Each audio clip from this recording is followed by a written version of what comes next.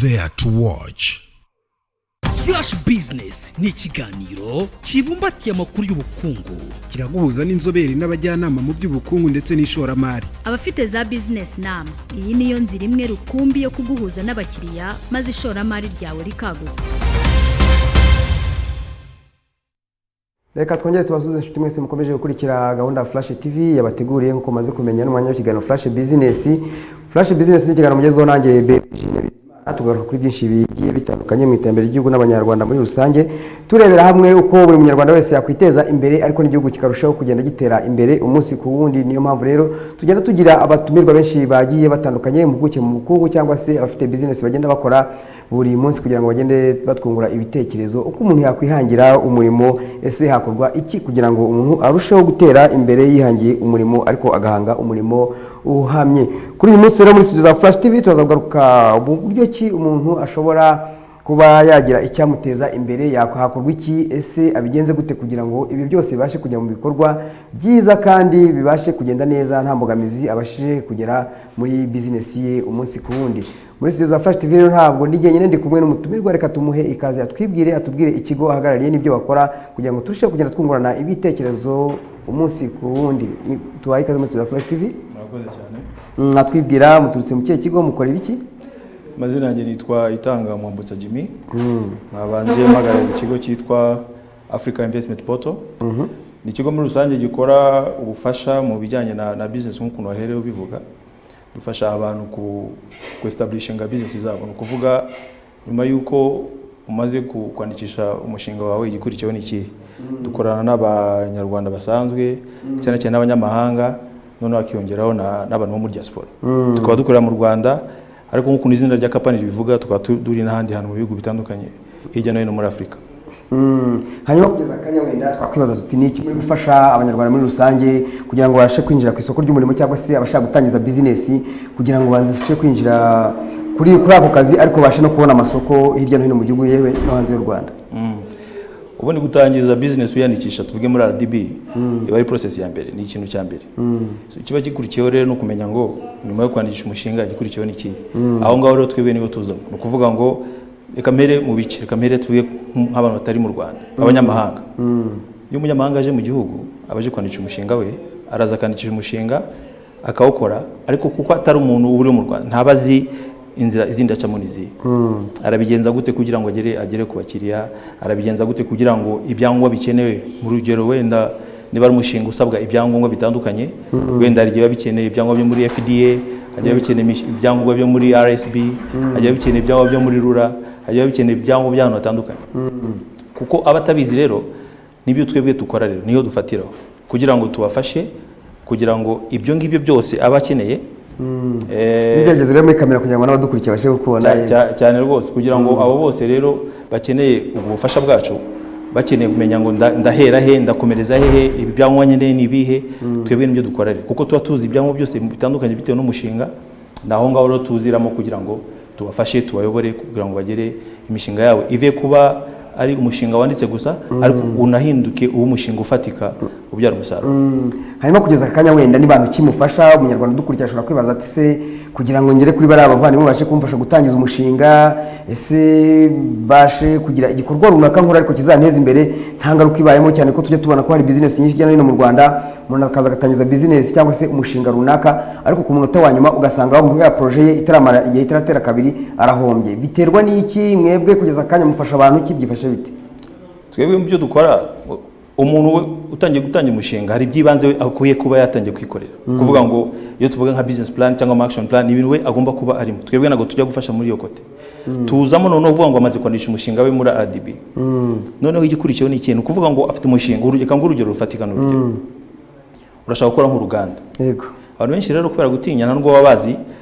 ibisabwa ni ibihe, urashaka gukora uruganda ko ntuzi ukuntu bigenda. Ukandikisha umushinga ndashaka ko uruganda rukora ibi nibi ariko ntuzi ibisabwa ni ibihe, impapuro zikenewe ni izihe, ibyangombwa bisabwa ni izihe, licenses FDA niba ari uruganda n'urugero igomba kuguha hari licenses ziba zikenewe, hari za RSB ziba zikenewe, ama certification n'ibiki, hari list y'ibintu byinshi biba bikenewe. Twebwe icyo dukora ni icyo ngicyo. Hari ibyo RDB ifasha, abantu bashinzwe gufasha iterambere ry'usange ry'igihugu cyane cyane ku ma business noneho iyo byarangiye twe bikabaza nko kuyobora kuvuga ngo okay urashaka gukora uri muri iyi business ukeneye ibi n'ibi kugira ngo zangaruka urugero usanga business zimwe na zimwe barazifungira hato na hato kuko zitujije ibyangombwa kuko ari byo bibabura nibyo rero twe dukora cyane cyane dufasha abo ngabo bakoze bafite imishinga noneho kugira ngo tubayobore babigereho badahuye n'imbogamizi z'uko hari ibyo batujuje hari ibyo batari bazi ko bisabwa cyangwa bikenewe kugira ngo no business bakora itaza kuzamo imbogamizi ahubwo mu kubayobora kugira ngo byare umusaruro. Hanyuma wenda tugarutse ku bacuruzi muri rusange ariko noneho tukarebera hamwe kuri ba rwiyemezamirimo hari abashaka gukora amasoko ya leta n'ibindi bigiye bitandukanye nk'ibyo ngibyo byose hari abagendera kuri gahunda ya procurement ese ni ngombwa kugira ngo bayigendereho cyangwa hari ubundi buryo umuntu ashobora gukora hari icyo mubafasha ku bujyanama bwanyu? Icyo ni ikibazo cyiza ubundi procurement cyangwa biriya by'amasoko ya leta umuntu wese muri service ni ikintu akwiye kuba ajyamo mu by'ukuri nta n'ikintu ubuhomba kuba wiyandikishije muri procurement impamvu ni iyihe leta niwe mukiriya munini tuba dufite mu gihugu ufata ibintu byinshi bica mu masoko ya leta kugira ngo bice mu bigere ku muguzi ni ukuvuga ngo rero ikintu gica abantu intege kenshi na kenshi usanga niyo process yo kugira ngo registering kuri procurement ni process ifitwe ubundi igira ibice bibiri hari igice cya mbere gikorwa na KPI yo muri RISA ikabanza ikabikora byamara kuba approved ukajya mu kindi gice cya kabiri bikora na RPPA so ni ukuvuga ngo rero usanga iyo utari familiar utabimenyereye ubona ari bigoye bifata umwanya n'iki aho ngaho nabyo dufasha rero gufasha muri ubwo buryo ushaka gukora iyo process yose tukamufasha tukamuyobora kugira ngo amenye ko iyo system ishoboka anayikoreshe turamubyigisha n'uburyo babikoresha kugeza yewe uvuga uti communication zikorwa gute ni gutumenya muri system ko wakwandikiye ni gutubona ko watsinze cyangwa watsinzwe ni gutubona yuko contract yabaye signed yabaye approved ni gutubona byose kugeza system kugeza process yose irangiye urumva rero amasoko mu by'ukuri y'urugwiyezamirimo ugomba kuba wiyandikishije muri ibyo bintu kugira ngo ugire access kuri ayo masoko yose ashoboka ajyanye ariko n'ibyo ukora kuko urumva niba ufite ibintu ukora tujyanye n'urugero bijyanye na delivery bijyanye na service bijyanye n'icyo cyo cyose bigomba guca mu masoko ya leta ugomba kwiyandikisha kugira ngo bikore ibyo rero ni biri mu bufasha dutanga kwereka abantu uburyo bikorwa process kuko ibintu tubamo buri munsi dukora biratworohera no kubyigisha abantu no kubibereka noneho bikaborohera mu gukora amasoko yose ya leta bitabagoye. Ibi bintu bikunze kugorana cyane Jimmy muri gahunda ijyanye no gufasha ba rwiyemezamirimo mu gutangira akazi yego wavuze ko ugerageza gufasha buri muntu wese waza ukugana cyangwa se mugiye gutangira imishinga runaka mu kubigisha business ariko bashobora kwibaza bati kuri capacity ingana gute ku ruhe rugero cyangwa ku ruhe rwego sibyo kuko abantu badukurikiye bose ntago banganya ubucuruzi ntago banganya imari bashaka gushora ibyo nabyo dushobora kubyibazaho ngira ngo wenda nabyo ugira icyo tubwiraho. Birumvikana urumva harimo abantu bafite imishinga itandukanye bitewe na mikoro yabo hari umuntu ushobora gushora mu mushinga wenda uzafata miliyoni 2 hari undi uzashora muri miliyoni 100 hari undi uzashora miliyoni magana ngahe kuko wenda ashaka gukora uruganda ubundi nta umushinga uba ari umushinga wose wakora ukawukora neza cyane cyane ukamenya n'ibisabwa kugira ngo muri iyo process yose urimo niba ari licenses zisabwa niba ari certification zisabwa ukabubizi birakorohera ukuvuga ngo twebwe ntago tugira iciciro dufocusingaho duhera ku batoya kugeza ku bakuru cyane cyane rero gusanga abantu dukorana baba bakeneye kugira ngo bamenye babone ubwo bufasha ari abantu bafite imishinga minini umuntu ashaka gukora nk'uruganda ni iki nsabwa kugira ngo uruganda urugendo bitewe n'icyo ashaka gukora mukamwigira inyigo oya twe ntago twiga inyigo twebwe ubundi kuri urwo rwego agomba kuba afite inyigo ikoze twe tumufasha kwinjira ku isoko nuvuga ngo tumufasha muri process ya icyo bita compliance ukuvuga ngo icyo akeneye nka certification ni iki icyo akeneye nka license ni iki icyo akeneye kugira ngo abe yujuje ibyangombwa kugira ngo nagera hagati atazahura n'imbogamizi zituma ahagarika umushinga we cyangwa ukazamo izindi mbogamizi ibyo rero nibyo twe dukora ibyo rero tukaba tubikorera abantu basanzwe bari hano mu gihugu cyane cyane n'abatari mu gihugu ndaguha nk'urugero hano bo muri diaspora muri diaspora arashaka gukora umushinga ariko ntago afite umuntu uhari ikintu cya mbere reflex ya mbere agira ni yihe abaza umuvandimwe akavuga ati imishinga ihari ni yihe umushinga nawe bamuha ni wa wundi umuvandimwe we abona mugenzi we akora niba nkubaje nk'umuvandimwe wanjye umushinga uhari n'uwe ukabuzi ko ari nk'umuntu ugurisha ibitenge urambye ati imishinga uhari ubu ngubu umeze neza no kugurisha ibitenge kuko nibyo uzi ariko haba hari ibindi byinshi kandi bigari wowe utazi kuko utabibamo twebwe rero natwe tubibamo tutanga uvuga urashaka wenda gushora mu yihe sector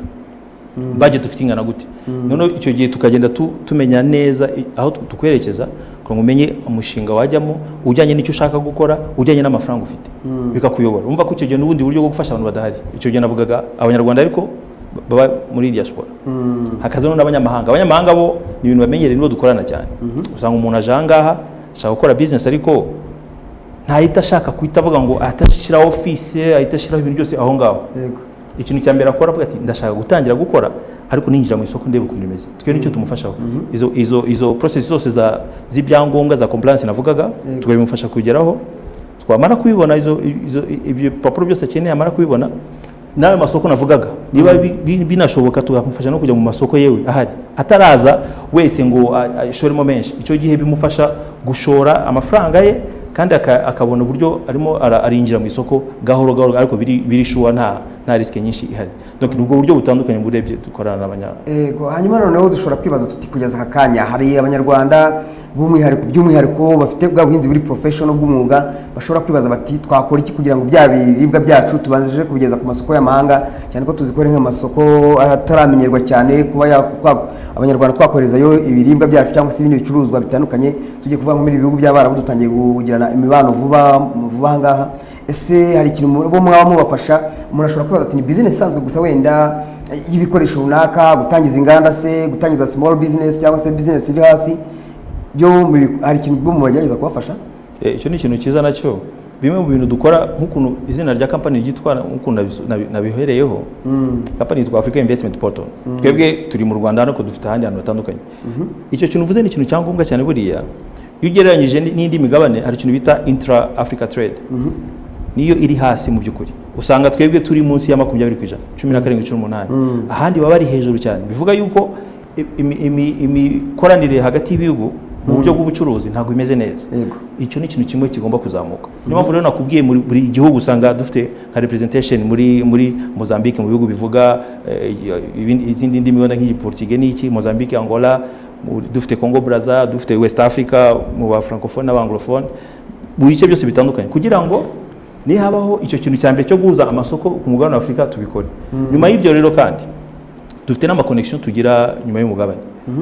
ku masoko mashyashya no kuvuga ngo ama connection kuko aribyo dukora usanga tuza abantu bakeneye ibintu bitandukanye wenda nk'ukundo ari bikomojeho ari nk'amasoko mashyashya ubu ngubu dusigaye dufite adasanzwe atari yandi usanga tumenyereye Dubai cyangwa China cyangwa hehe usanga nko muri Middle East nka za Qatar cyangwa ziriya za ibihugu byose bitandukanye biri hariya usanga nabwo ari amasoko mashyashya donc izo connection aho nabwo ari muri domaine zose ariko aho dufite connection turakonnectinga abantu donc muri rusange rero usanga ari muri zo nguni zose tugenda dufashamo barwiyemezamirimo cyangwa n'abandi bantu bafite business hanyuma noneho turebereye hamwe cyane ugeze komaza ku bajyanye na diaspora hari abanyamahanga kugeza akanya televiziyo yacagaragara hirya no mu gihugu cy'u Rwanda no hanze yacyo abanyamahanga kugeza akanya cyangwa se abafite inshuti z'abanyamahanga bifuza kuza gutangiza business hano mu Rwanda muri kubafasha gute ese ufasha abanyamahanga gusa kuza gushora imari hano mu Rwanda bwo tuvuze aba diaspora hari abanyarwanda bari hanze hari n'abandi banyamahanga bandi bari mu bindi bihugu tuvuge niba ari n'abanyakenya abatanzania cyangwa se aba-Uganda bashaka kugaruka gushora imari hano muri Afurika hirya no muri Afurika hari ikintu mwamukora nabo hari contact mubasha kujyana nazo cyane rwose buriya ducontributinga cyane mu kugira abantu bazanga baje muri investment kuko hari connection twe tugira zacu through our channel zacu twe tukwa dukoresha harimo nk'abantu babaje kuko bazi neza ko duhari hano kuvuga ati ariko mu Rwanda ikizagiye hari mu Rwanda biranatworohera buriya kuko ibintu byinshi usanga kuba havugwa neza kubera ibyiza by'u Rwanda usanga byaradutanzeyo muri ibyo bihugu byose uri kuvuga ugasanga avuga ati twumvise ko ibanya ari sawa cyane tubigenze gute izo connection zacu usanga bene abo ngabo baraje urumva biramworohera niba tumufashe nko gufungura business by the way ntabwo tubicharging ibyo ngibyo nk'ukuntu na RDB itagicharginga hari service dukora tudacharging nko gufungura umuntu business kumuyobora uburyo abikora ni ibintu dukora for free kugira ngo abantu biba motive bagire no ubushake bagire baze bashora amafaranga mu gihugu ni ibintu tuca amafaranga nko kubafasha ku buryo bajya muri zo systeme navuga nka procurement cyangwa n'ibindi ibyo se ni ibintu dukora nk'indi service tubaha itari ntajyo kwicaginga ibyo byose tubikora mu buryo bwo kugira ngo bigire umusanzu kanaka bitanga muri abo bantu kugira ngo baze kavuga ati hari igihugu nashoramo najya gufunguramo business bakamfasha nkayifungura. Of course RDB ni nuza yayo, ariko urumva nanone RDB ntabwo akora byose, natwe turangwa ngo tuyifashe aho itari kugira natwe tuhagere. Ni muri ubwo buryo rero abo banyamahanga n'icyo dukorana nabo bamara no kugira ahangaha baje no gukora business zabo hano no kubaherekeza. Burya iyo umuntu aje gushora mu gihugu kitari icye aba expectinga ko nyine atangira kubona umusaruro muri business. So iyo amaze kuhagera rero akagira business amaze kufungura ntabwo bihagije. So ikikurikiyeho no kugira ngo noneho habeho translation y'iyo business ive mu mapro gusa none ijye mu bikorwa. Aho rero nibo tukahuza n'amasoko, tukahuza n'abantu connection dufite hano, n'abantu baba abakiriya bashoboka, tukabahuza n'abantu batandukanye bafasha kugira ngo business yabo igende neza. Ni ubwo buryo bwose rero dukorana n'abanyamahanga none na diaspora, tugakora muri ubwo buryo navugaga nabwo wo kubafasha cyambere deja gukora identification ya business opportunities zihari, no kubafasha no uburyo buryo anaje yaza bifite aho bigeze, akora ngo aze asimbuke abanza afungure business arebe asubireyo, agaruke yongera arebe ati ndashaka bigende bite, impapuro zicyo nizihe, asubireyo. Usanga uwo mwanya wose nta nubwo yawubona, ariko afite umuntu yizeye bakorana wamuyobora akavuga ati bimeze gutya na gutya na gutya, akazaza inshuro nyinshi zishoboka aje gukora akazi ke. Donc muri rusange ni ibyo ngibyo ni gutyo tubikora. Hanyuma none ndagira ngo utubwire muri rusange wenda nka detail kugira ngo hari umuntu uteganya gutangira business ejo cyangwa se umaze iminsi ayitangiye kugeza akanya ubona ari iki gituma wa muturage cyangwa se wa muntu ufunguye business igira gutya kabayikubisa hasi mu gitoya ikabirahombye, akora iki, abigenze gute wa wundi wamaze kwitangira wenda tarabasha guhura nkamwe binararibonye kugira ngo agire icyo abasha kugeraho mu bumenyi bwamufasha kugera ku isoko, gushyira ibintu byo ku isoko. Hari uburyo butandukanye. Ubundi mbere yo gufungura business agombye kuba ufite igitekerezo cya business, ufite inyigo y'umushinga. Ibyo ngibyo twebwe twasuminga yuko byakozwe. Ni ukuvuga ngo ntabwo bikwiye ko ubundi ujya gufungura business udafite plan ifatika. Ugiye gufungura business yo gukora umushinga kanaka, ugomba kuba uzi bizagenda bite, ufite plan yose, icyo cyitwa business plan igaragaza uburyo bizagenda, abantu ko uzakoresha, inyungu izava he, ibyo uzakoresha bizava he, byose byanditse biri ku murongo. Twebwe rero tuba twizeye yuko n'undi wagiyemo aho ngaho ubizi, kuko harimo abantu benshi bafasha kuri iyo kote. Twebwe ntabwo twintervene aho ngaho. Iyo umaze gusettinga iyo business uri uhari cyangwa udahari, twebwe nibo tuzamo rero uvuga ati okay byarangiye waje tugufasha iki, ukeneye impapuro zimeze gutya na gutya, ukeneye connection zimeze gutya na gutya kugira ngo byihute. Urumva ni nka acceleration ya business kugira ngo bikorohere byihute, kugira ngo niba byari kuza gufata tuvuge imyaka 2 bigire igihe gitoya, kuko izo connection ari ibintu ubamo birakorohera. So nibyo rero ni gutyo tubigenza kugira ngo nyine n'uwo muntu ushaka gushora imari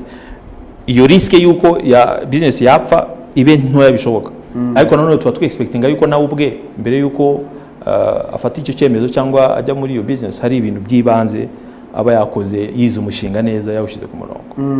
Kugeza akanya noneho umuntu umwemerera gukorana nawe arasabwa iki, yabigenze gute? N'ubushake nta kindi, ni ukuvuga ngo twebwe n'ubufasha. Iyo ubonye ibyo ukeneye tubitanga nka service nta kindi, ni ukuvuga ngo uzi yuko dutanga service zose namaze kuvuga, uzi ko uyikeneye, ushaka kugira wenda uri stack kuko hari impapuro wabuze, utazi uburyo babishaka, utazi ibisabwa, utazi n'uburyo babikora, kavuga ati ndashaka ibyangombwa muri FDA bimeze gutya na gutya, nsabe twebwe deja tuba tuzi ibisabwa birakorohera bimeze gutya, urashaka ibyangombwa byo muri RSB Rwanda Standard Board, ibisabwa n'ibiki, urashaka cyangwa bitewe na nature business ukora, hari igihe usabwa ibyarura, hari n'igihe arindi bade habaho uburyo butandukanye by'keneye ibyangombwa abantu bataramenya. Hari ikigo cya leta cyitwa National Cyber Security Authority, nacyo hari uburenganzira butanga bimwe ku bantu cyane cyane bakoresha nka data, bakoresha ibintu nk'ibyo, hari uburenganzira bagomba kuvanamo. Hari umva hari ibintu byinshi abantu batanazi ko bakwiye kuba bafite nk'ibyangombwa kugira ngo bakore ibyo. Rero kuko twe tubizi tubibamo, niho rero twebwe dufocusing. Iyo bamaze kuvuga ati naje nkeneye ibi n'ibi kugira ngo nze ku isoko nkore mu buryo bwemewe n'amategeko nta mbogamizi, ugasanga nanone nabwo nk'urugero rufatika. Urabona ari nk'umuntu ushobora kuba ari nko muri diaspora, yego, akaba azi neza ko wenda ahantu hari ibintu yakoreza mu Rwanda, agahita yumva yuko nta arafata byohereze.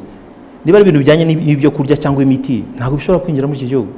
kubera ko hari ibisabwa, hari ibintu ugomba kuba, hari procedures zigomba kuba zihari, ugomba kuba wakoze mbere, ugomba kuba wakoze icyo bita visa application tuvuge ku miti cyangwa registration y'iyo miti, warangiza ukaka license ukagira gute, ni ibintu ugomba gukorwa mbere. Ntabwo rero wapfa kohereza ibintu yaba ibiribwa cyangwa n'ibyo ari byo byose bidafite uburyo byakozwe. Niyo mpamvu rero iyo wabikoze neza ukabanza ukamenya ibisabwa, ukabanza abagufashamo kurongo byubahirizwa, bituma cyagiye none waje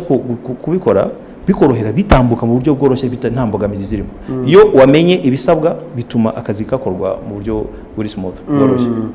Wenda kugeza aka kanya hari abanyarwanda badukurikiye bafite impungenge bakavuga bati nyamara nubwo twamaze gushora imari yacu cyane cyane by'umwihariko nk'inganda, njya mbona abantu batangije inganda ntoya n'iziciriritse, ugasanga baracyafite za mbogamizi zo kuvuga ngo kugira ngo twuze bwa buziranenge natwe tujye kuri standard ku isoko tubigenze gute. Bari abantu kanya badukurikiye urabafasha iki, babigenze gute, banyure mu zihe nzira? Icyiza tuba mu gihugu gikurikiza amategeko kandi kigerageza niba ari ibintu bisabwa bigomba gukurikizwa, niba hari ikintu gisabwa kigomba gusabwa, kigomba gukurikizwa. Ni ukuvuga ngo bene uwo nguwo nta buryo bwo kubica ku ruhande ngo uburyo bwonyine bushoboka ni ukuvuga ngo niba kino gisabwa ugomba kukibona. Ahubwo twe icyo dukora ni ukugufasha mu buryo bwo kukibona. Niba hari wowe usabwa uzuza ibi n'ibi noneho tugufashe kugira ngo ubone ibyangombwa ukeneye, kuko ntabwo wakora udafite ibyangombwa. Ntabwo wakora niba hari ibyangombwa bisabwa, hari impamvu biba byarashyizweho, kuko urumva hari ibintu biba bigomba kurinda abaturage, hari ibyo bigomba kurinda bijyanye n'ubuzima. Ntabwo wakwemera ibintu byose rero, niba ari inganda umuntu akora ibintu byose bitujuje ubuziranenge ngo ushyire mu baturage, ntabwo bishoboka. Uburyo bwonyine bushoboka ni ukubafasha kugira ngo babone ibyo byangombwa byose bisabwa, kugira ngo bakore bafite umutuzo kandi ku nyungu rusange. Kugeza akanya wenda tugusanga berekeza ku gisozo cy'ikigano cyacu, hari uburyo mwabufitanye partnership n'izindi nzego wenda zaba za leta cyangwa izindi zitandukanye cyangwa n'ibindi bihugu mu kazi mukora? Inzego za leta mu by'ukuri ntabwo dukorana mu buryo buri direct ngo tuvuge wenda ngo ariko ni icyifuzo byaba byiza n'ubundi nk'ikigo nka RDB kimenye ko nk'abantu nkatwe dukora ibintu nk'ibyo, hakabaho imikoranire ku buryo niba ari n'abantu bakeneye iyo support. RDB ifite ibintu ikora, ifite department zitandukanye ifasha na nyuma ya business, ifite ukuntu iherekeza abantu, ariko ntabwo yo ijya muri operation, yo ntabwo ariko twe tujyamo. Uvuga ngo twebwe ni ushobora kuza muri business nkakubyaza n'ikindi, hari isoko mbonye hariya nkakufasha kuregisteringa ku mucyo, tugerageze tujyemo turebe, nkakwereka ibisabwa urabifite tujyemo, ariko RDB ntabwo ajya mu bintu nk'ibyo, birumvikana. Twebwe rero tujyamo rero tujya aho yagarukiye niyo dufatira tujye tukarenzaho. Umva rero tufasha abantu batandukanye muri ubwo buryo, dukorana n'abandi bantu, ni branche yacu ziba ziri ahandi hantu ariko mu buryo bwa company private. Ariko urumva byaba byiza ukoranye n'ikigo cya leta babona yuko ufite bene icyo kintu nk'icyo cyo gufasha abantu b'abanyamahanga bose baje akavuga ati hari abantu babafasha, uvuga ko nabyo byaba byiza. Ariko ntabwo biraba, turacyari kubikora kuri level yacu, tugakora connection zacu. Hari abantu twe twizanira hano, hari abo dufasha bakeneye support, baraduhamagara kuko bakeneye support, ariko cyane cyane abanyamahanga. Ariko turashaka ko n'abanyarwanda bumva yuko izo services zihari kandi zabagirira akamaro. Hanyuma Jimmy, turi gusoza ikiganiro cyacu, ngira ngo ugire icyo ubwira abanyarwanda badukurikiye by'umwihariko mu bashaka gutangira business, mu bayitangiye bashaka kujya gushyira ibicuruzwa byabo ku masoko hirya no hino, nicyo babwira abanyarwanda badukurikiye? Icyo navuga wenda mu magambo makeya, buriya icyo wakora cyose kikaba kikurikije amategeko, kiri mu mucyo, nta cyabuza ko business igenda neza. Cyangwa nuko biba byujuje amategeko, biciye mu buryo, nta cyabuza yuko bicamo. Ikintu wenda natsindagira kuri iyi ngingo, ntabwo twebwe iyo wamaze ufite business washoyemo amafaranga yawe ariko ukeneye ibyo bintu bya nyuma, izo compliance navugaga kugira ngo bibe okay, turagufasha. Icya kabiri, kugurinkinga n'amasoko yo hanze biterwa, ntabwo ari muri domaine yose, biterwa n'ahantu hatandukanye n'ibikenerwa. So uvuga ko icyo gihe ni ukureba ibihari bishoboka, ubufasha tukabutanga. So ibindi rumva iminota tuba dufite ntabwo ibihagije cyane, wenda sinzi niba nababwira wenda uburyo batubona. Dufite website yitwa africainvestmentportal.com, aho ngaho ushobora no kutwandikira kuri info@africainvestmentportal.com, bakatwandikira bakatubaza ibyo bashaka, wenda nabana nimero bashobora kuguhamagaraho, yaba ari 0788 55 0445, none bagahamagara bakeneye ibindi bisobanuro. Bakeneye ari we wayifata 0788 55 0445. Murakoze rero Jimmy, reka tugushimire, dushimire mwese twabanye muri iki kiganiro cya Flash Business nakagaruka isaha y'ejo kuva isaha y'isa 2:30 kugeza isaha y'isa 3 z'umugoroba. Twibutsa yuko mwese mushobora kujya mukora follow up cyangwa mukadukurikira ku mbuga zacu nkoranyambaga arizo Flash TV Rwanda, ukakora like kuri Facebook page yacu, kuri YouTube channel, Instagram, hose tuba tuhabaye kugira mu mashe gukurikira ibiganiro byacu umunsi ku wundi. Twibutsa yuko mu kanya y'isa 3 tugiye kujya kureba match Jimmy. Cyane rwose. Hari match igiye kuba Nyamirambo aho bita kwa Afrika rwose, ubu ngubu bari tayari kuri ekra yabo yuzuye igikuta cyose. Ubu niho tugiye kujya kurebera match mu Afrika, namushubuje aho herereye hose nabo bari kumwe bose. Ubwo ngubwo mu kanya turi kumwe tuje kureba match igiye gutangira mu kanya isa 3 nabona zigeza ahubwo.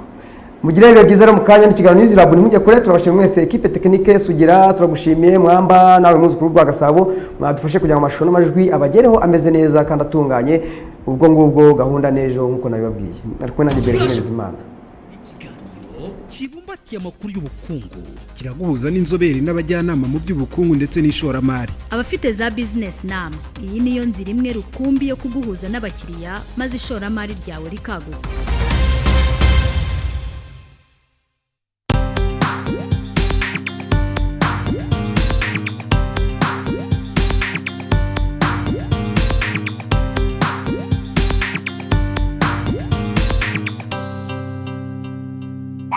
Flash TV,